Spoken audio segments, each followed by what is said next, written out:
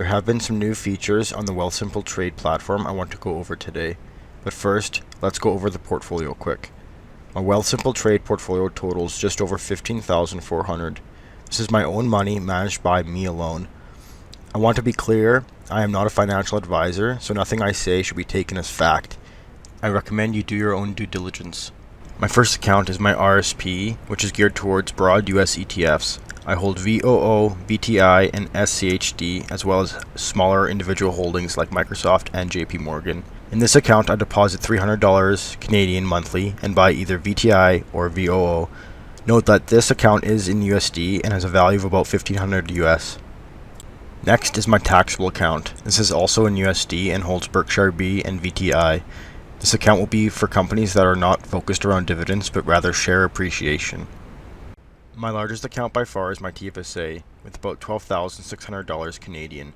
This account is centered around Canadian dividend earners, with the main holding being VDY, with over $3,000 invested.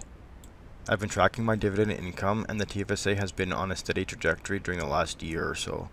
I continue to make consistent deposits, buy profitable companies, and reinvest any dividends. By doing this, my dollars will compound and my dividend income should grow over time. Last month, in October, I earned $72 compared to $35 this time last year. If you want to follow along with these portfolios, like and subscribe to stay up to date. Now I want to get to the new features Wealthsimple has put out, but these are only on the mobile app as of right now, so I'm going to switch over to the mobile version quick.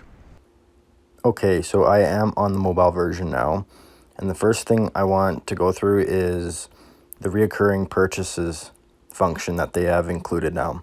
So if I go to my TFSA, for example, we have this reoccurring investments tab, and I have included a buy a VDY on a weekly basis of about $45 a share, or at $45, which will be about just over one share.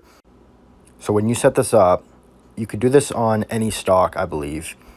For example, if you want to make a recurring purchase on Fortis, you can scroll down to the recurring investments tab, and you just have to set it up with what particular account you want the recurring buy to go to.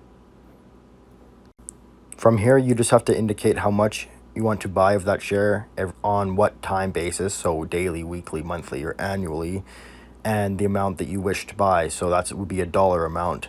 It also allows you to decide which account it comes from. So that would be your brokerage account or your bank account or funding account that you've already set up with Wealthsimple. The second feature I want to discuss is the stock lending option that they've included.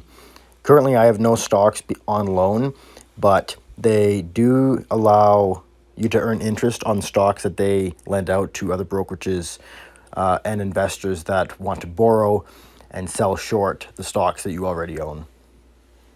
I don't anticipate my stocks to be loaned out very often just because of the companies that they are. They are dividend payers, so they already pay interest in the form of dividends for holding their shares. So they are very stable and less volatile than other companies out there. They do allow you to change settings if you don't want your shares to be loaned out. They allow you to put specific restrictions on companies, or if you don't want your shares to be loaned out at all, you can opt out of this completely. Now, when you sign up, they go through the process and tell you what you'll be doing, right?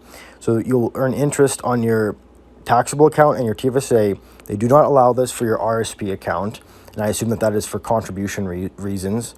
And you maintain the ownership of your shares as it is.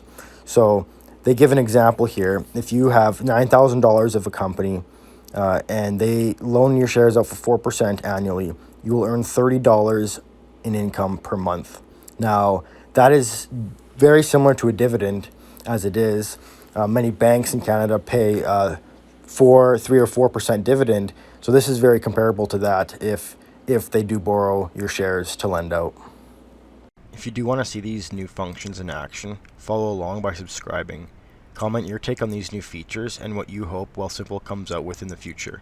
Thanks for watching, and until next time.